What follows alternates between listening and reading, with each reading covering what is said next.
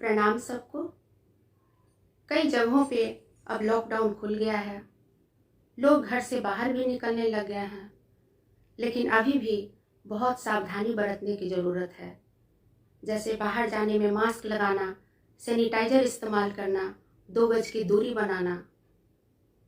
पहले ही दिन लॉकडाउन खुलने पर दिल्ली में इतने लोग घर से बाहर निकले कि कई जगह ट्रैफिक जाम की स्थिति देखने को मिली और कोरोना के नियमों की धज्जियां उड़ गई। यहाँ हमें यह समझने की ज़रूरत है कि लॉकडाउन ख़त्म हुआ है, कोरोना अभी ख़त्म नहीं हुआ है और यह हम सबको समझना होगा। इन्हीं चीज़ों को ध्यान में रखते हुए मैंने कुछ लिखा है, जिसे गाकर आज आप लोगों को सुनाऊंगी। इस गीत में लॉकडाउन खुलने पर एक हस्बैंड अपनी वाइफ से क्या क्या कह रहा है, इसी बात को मैंने लिखा है, तो चलिए सुनते हैं।